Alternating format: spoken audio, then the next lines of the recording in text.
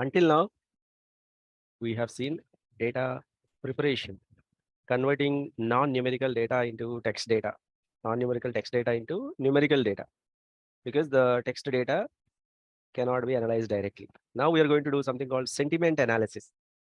Have you ever heard of sentiment analysis? What is sentiment analysis? This is one of the most widely used application on text data. What is it? It is also known as opinion mining, sentiment mining, verbatim analysis, subjectivity detection, whatever it is.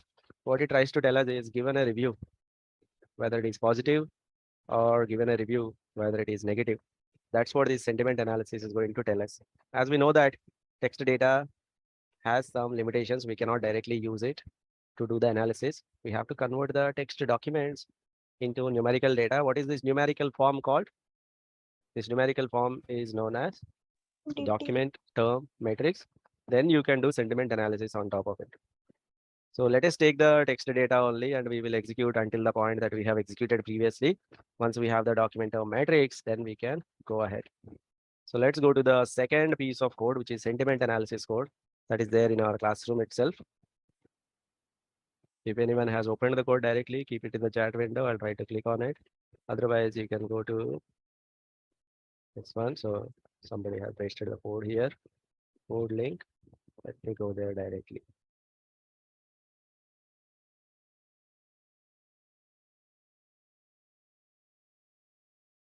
The previous steps, usually a lot of people don't care about data pre-processing because there is a pre-processing function that will be present almost in every company. So they just apply this pre-processing function. But if you're working on a data set from the scratch, completely from the beginning, if you're working, you must know the pre-processing as well. Then we created a word cloud to get an idea. Then we created a document term matrix, which is the actual numerical equivalent of our text data. These things we already discussed from past 2 hours. We have been discussing that only. Now let us get into the concept of sentiment analysis. So keep it for execution, let it execute in the background. It keeps on executing. Then we will discuss the sentiment analysis algorithm. We're going to use a different machine learning algorithm here because once you have the numerical data, you can apply logistic regression or decision tree or random forest or boosting. But the problem is there are too many zeros here. Document term matrix is very sparse. That's the reason why these algorithms may not work effectively. A different probability based algorithm works very much effectively. It is known as naive Bayes model. Naive Bayes machine learning algorithm is a new algorithm that we are going to discuss. Once again, a different algorithm we are discussing. This works perfectly even on sparse data because it works on probabilities rather than the actual values. Naive Bayes model comes from a theorem called Bayes theorem. Probability of A given B is equal to probability of B given A into probability of A divided by probability of B. This is known as Bayes theorem. When you see this Bayes theorem, it looks so confusing. It looks so complex, but you will be surprised to know it is so simple. Once we understand this, it looks so easy. Because of the terminology, it looks very complex. Let us make this Bayes theorem easy to understand. Let us take one example to understand this Bayes theorem. Imagine there's a factory. In that factory, nuts and bolts are developed or nuts and bolts are produced so that they can be used in an aeroplane or somewhere. That factory produces nuts and bolts that are used in aeroplanes. That factory has two machines, machine A1, machine A2. Machine A1 produces 60% of the nuts and bolts. Machine A2 produces 40%. Machine A1 produces 60%, machine A2 produces 40%. Okay, A1, A2. Machine A1 has a defect rate of 1%. What do you mean by defect rate? What do you mean by defect when you are producing nuts and bolts? Since these nuts and bolts are used in aeroplanes, even 1 millimeter difference, if there is a issue, even if one of the bolt is cut 1 millimeter higher than it should be, then also it's a defective. So machine A1 has 1% defect rate. Defect is given by denoted by B. Machine A1 has 1% defect rate. Machine A2 has, again, defect is denoted by B. Machine A2 has 5% defect rate. So that is, in probabilistic terms, you will say probability B given A1. Given A1, the probability changes 1%.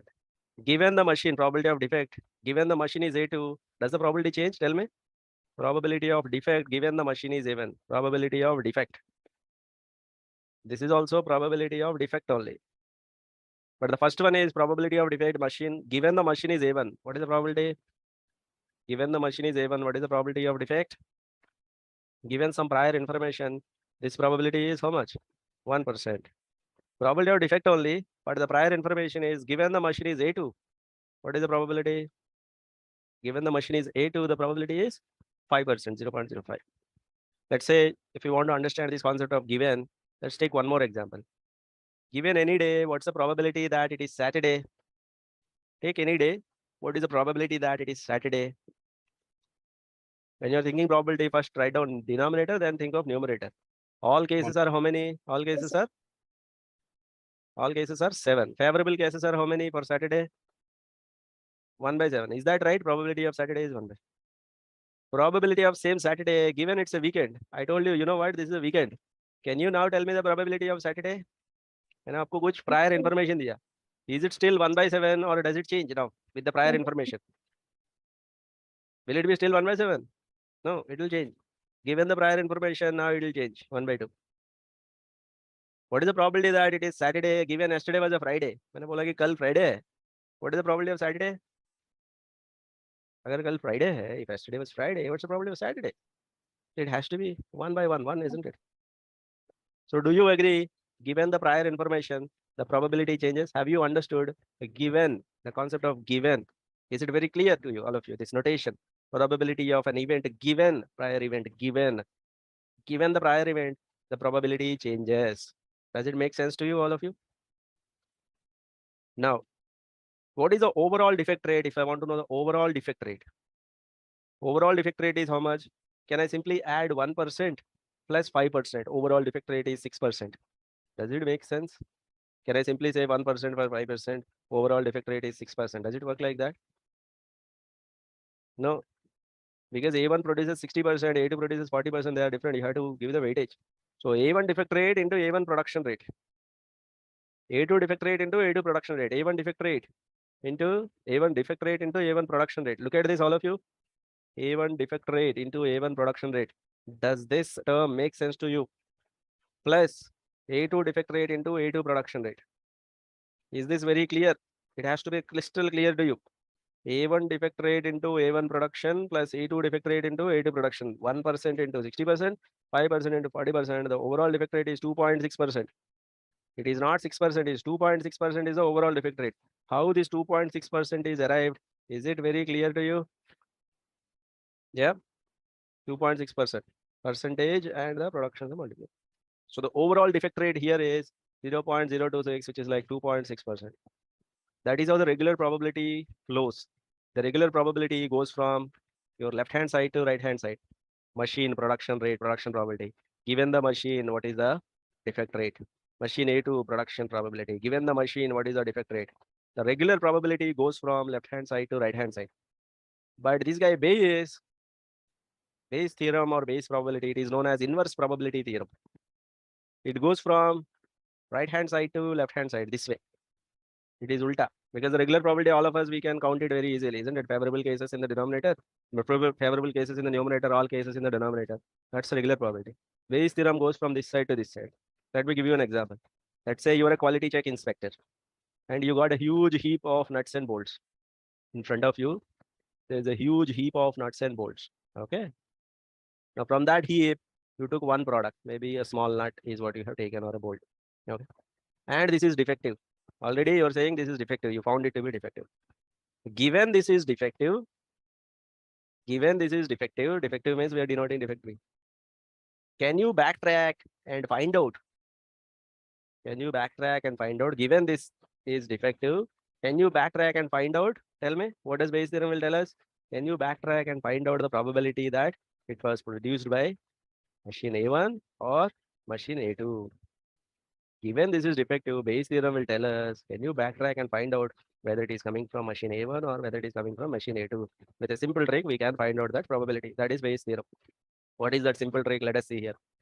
Overall defect rate denoted by probability of B is equal to A1 contribution plus A2 contribution. What do you mean by A1 contribution? A1 defect into A1 production. A2 defect into A2 production. Is this formula very much clear to you? Overall defect, A1 contribution, A2 contribution. But in this Bayes theorem scenario, here I'm saying this is already defective. Probability of B, already I'm saying this is defective. If I give you a sure shot event, I told you today is Saturday, and I asked you what is the probability of Saturday. What will be your answer? I told you today is Saturday. Then I asked you what is the probability of Saturday. For a sure shot event, what will be the probability? Probability is 1. So already we told this is defective. This is already 1. This side we have to make it 1. How do you make this side 1? Divide this by probability of B, this by probability of B, this by probability of B.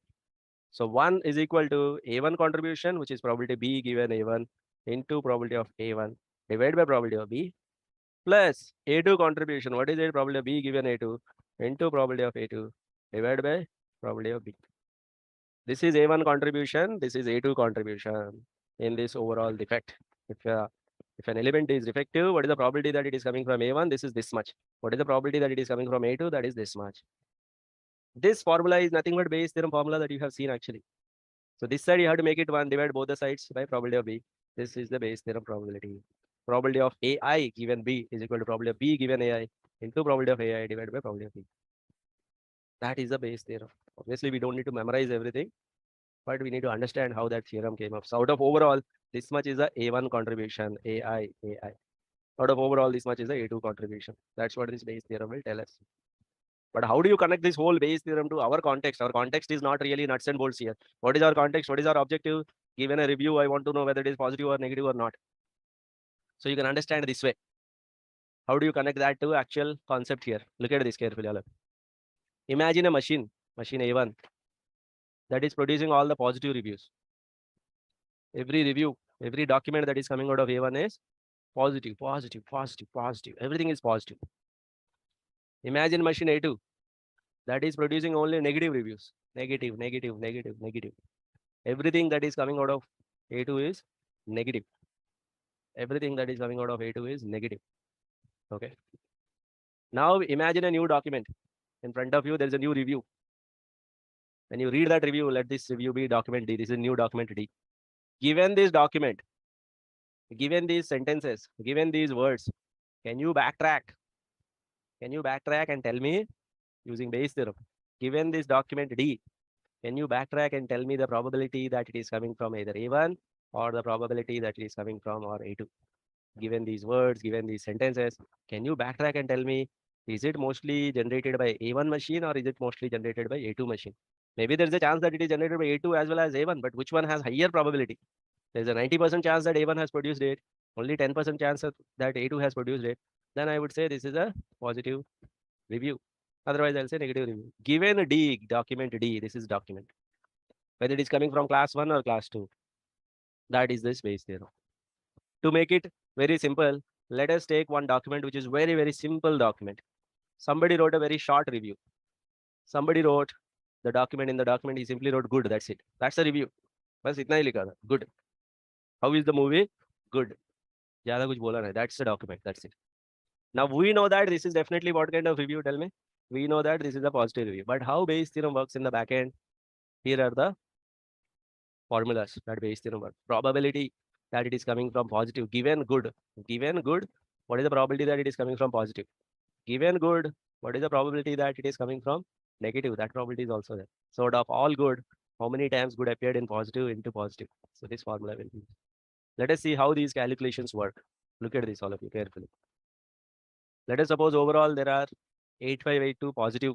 In fact, we are checking that in the real data itself, in our own data, there are 8582 positive tweets are there. 7781 negative tweets are there. Is it possible that the word good will appear in all these tweets? Is it possible?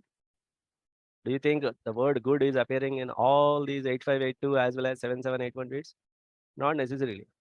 So if you check, good has appeared in positive tweets 1218 times, 1218 times. Good will appear only in positive tweets or can it appear in negative tweets as well? Is there a possibility? Is there a possibility that good has appeared in negative tweets as well? Possibility is there. Yes. Yes. So negative tweets may be appear 231 times. Let us find the probabilities now. Bayes theorem, how does it work? First of all, find the overall probability of positive. Probability of positive. Tell me based on these numbers, can you tell me probability of positive? When you're thinking of probabilities, first think of denominator, overall cases, Then think of numerator, which is favorable cases. Denominator में बताओ. What is the expression that I write here? Denominator, probability of positive. Given any tweet, what's the probability that it is positive?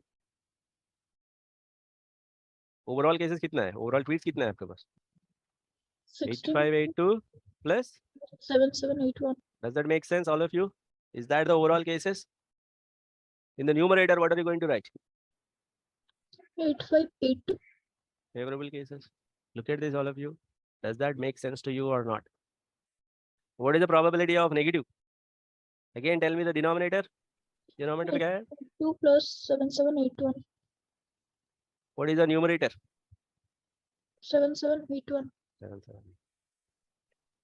Probability of good given positive. Given positive. Already मैंने positive दे दिया. Then in that case, what will be the denominator? 8582. 8582. How many times good has appeared in positive? How many times good has appeared in positive? What is the numerator here? 1218. 1218. Given negative. Given negative. Denominator will be 7781.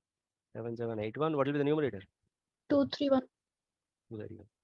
What is the probability of overall good? I don't care whether it is positive or negative. I don't care what type of tweet it is. Overall good. Overall, what is the probability of good appearing? So denominator will be overall cases. Overall cases कितना है denominator? Overall tweets. 218. Okay. Then numerator में कितना आएगा? What is the favorable? Do you like to change that opinion? Think about it. What will be the denominator? Yes, that should be numerator. Yeah. So tell me the denominator first. Overall good. I don't care positive or negative. Previously you told given positive, you told me good. Given Okay, negative, you told me good. Now don't give anything. Full data. Full data means what? 8582 plus 8582 plus 7781. And how many times good has appeared in the overall data? Favorable cases कितना है? 231 plus 1218. Does that make sense? We have to think a little bit carefully here. Then we will realize this is the answer. Now probability of good is there. Probability of good given positive is there. Probability of positive is there. You can substitute them. Probability of good is there. Probability of good given negative is there. Probability of negative is there. You can substitute them. When you substitute all these numbers, in fact, these calculations will happen in the back end.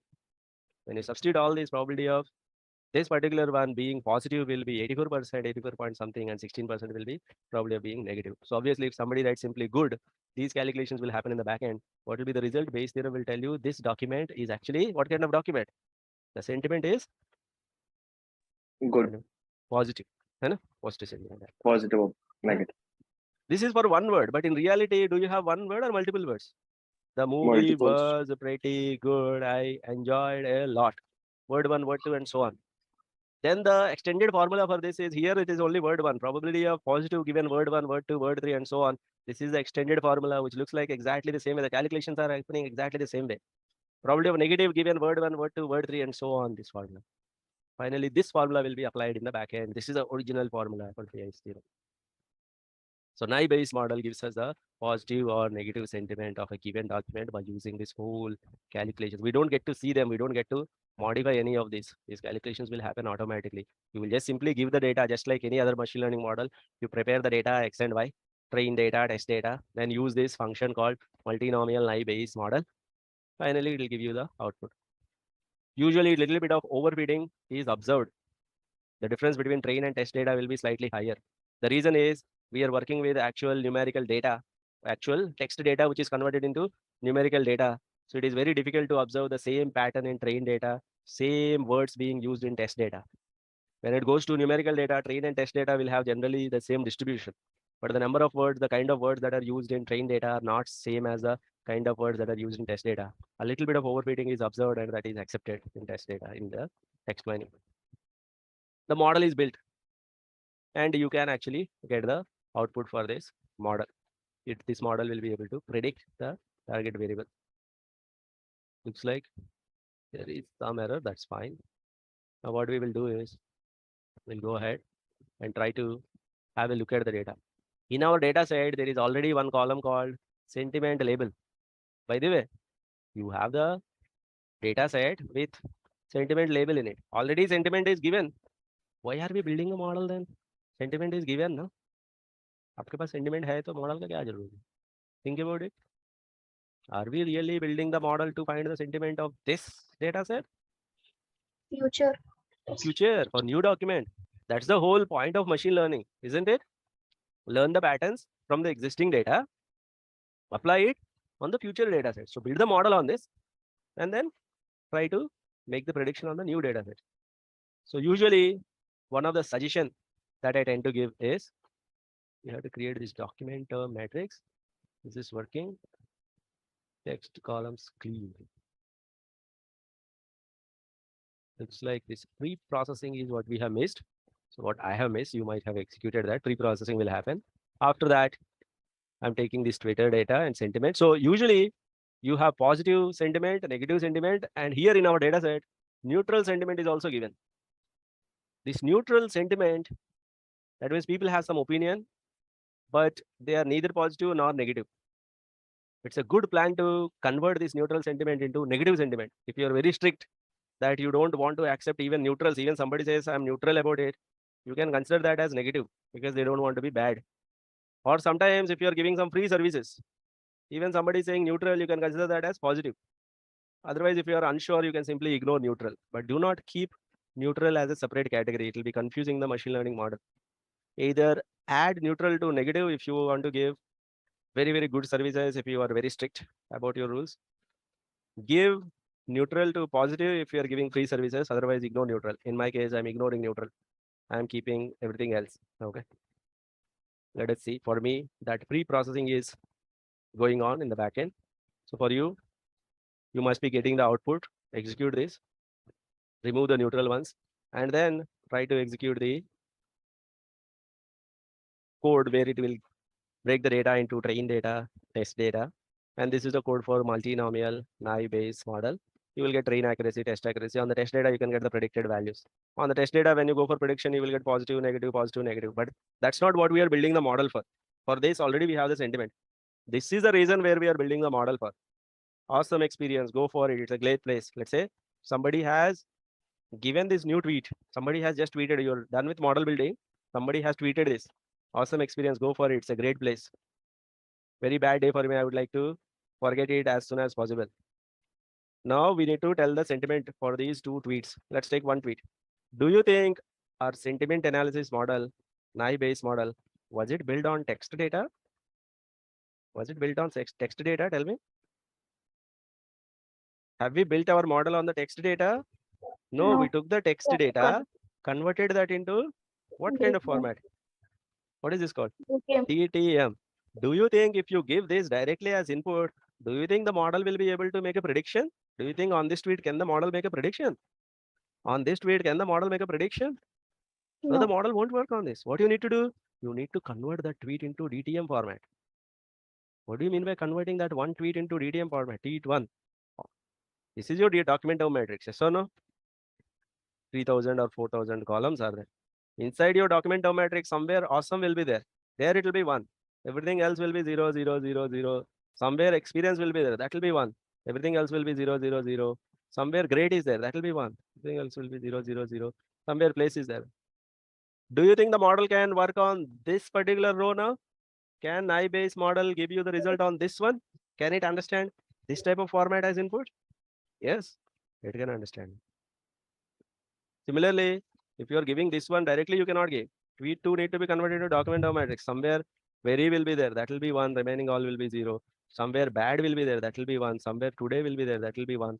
So wherever these words are appearing, that will be 1. Everything else will be 0. This naive-Bayes model understands and gives you the output. If there are any new words, the model will throw an error. If there are any new words, the model will be throwing an error. What we need to do is you have built the model on 3000 words or 3000 or 5000 words vocabulary. If there are any new words coming, you have to identify them and remove them. So I have given the code that will identify the new words, make sure that the new DTM and old DTM, let's say this is a new DTM, document term matrix, which has 2 rows and 3015 columns. Old DTM also has 3015 columns only. There should not be more columns in this new data. There are more columns. That means we are giving new words. Those new words need to be deleted because you built the model with 10 variables. You cannot make a prediction with 11 variables. You have to ignore that 11th variable. You have to give 10 variables only. Similarly, while building the model itself, take the rich data, cover everything, full vocabulary, and ignore the new words. And once you submit the first tweet, the prediction will be positive. Second tweet, the prediction will be negative. That is how the sentiment analysis works. Once again, take the data set, and then what I'm saying is if you have positive, negative, neutral here, whenever it is neutral, I'm just ignoring that. ETM versus V1 not defined. Again, I got an error, is it? Let us see. This one is meter data and then document of matrix. Yeah, document of matrix created now. And then from the document of matrix, now I'm getting the target variable here, attaching it to the document of matrix, create the train and test data, build the base model, have a look at the accuracy. Usually text related models are slightly overfitted because in numerical data, we expect the same distribution in train and test data, but in the text data, we cannot expect the same words being repeated in train and test data with the same distribution. That's impossible.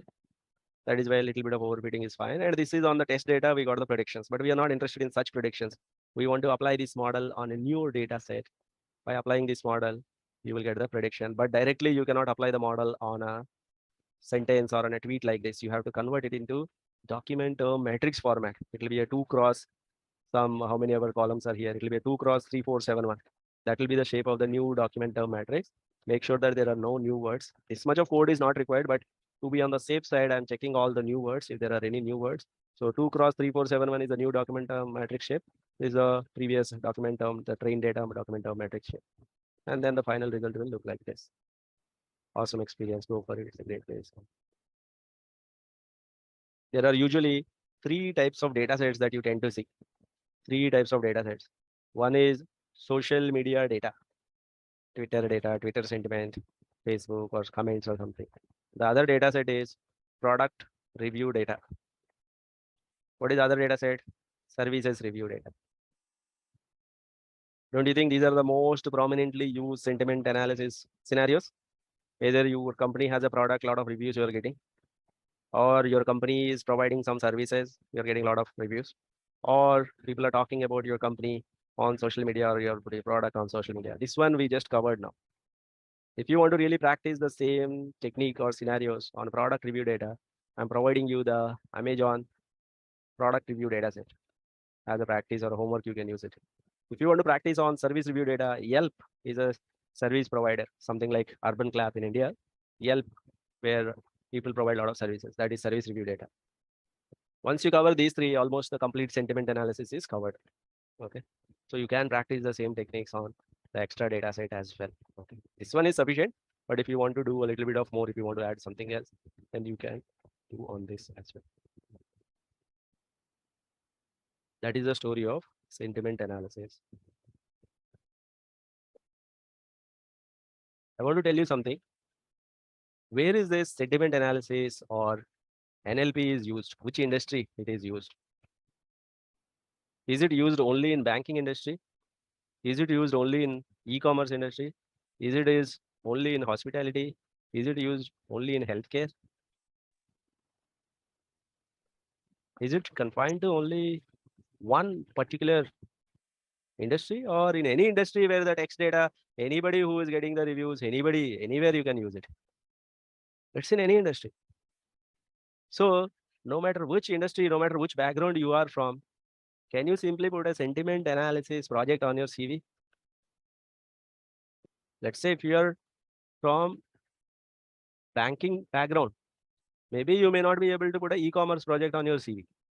If you are from e-commerce background, maybe you cannot put a banking project on your CV. But whether you're from banking or e-commerce, can you put a sentiment analysis project on your CV? Is it accepted? So this is an easy target. It's a low hanging fruit. All of you understand this NLP pre-processing process, understand sentiment analysis, do the same thing, simply create a story. Simply create a story of some sentiment analysis. You can keep it in your CV. You will have a ready-made project. Okay, you can simply say sentiment analysis. Usually the interview questions that you get related to sentiment analysis are mostly on pre-processing only. No more than sentiment analysis. What are the steps of pre-processing? If you can explain those steps of pre-processing. In a couple of interviews, it happened with our old students that they got these questions in the interview. They did very well. They have explained. Actually, in the outside industry, a lot of people are not following the step-by-step process that we discussed here. So if you could explain all the step-by-step process, all the steps of pre-processing the text data, then there's a high chance that you can crack that interview. Okay. So I request all of you, either some of you might work with Twitter data itself, some of you may want to take Amazon data or Help data, something or the other, take it, practice it very well, and put a project. You must put a project on sentiment analysis, okay, or emotion detection. You can change the name, you can slightly tweak it, modify it, but include a project on sentiment analysis, no matter which background you are from, isn't it? Nobody can question you that whether you really worked on the text data as well. Okay?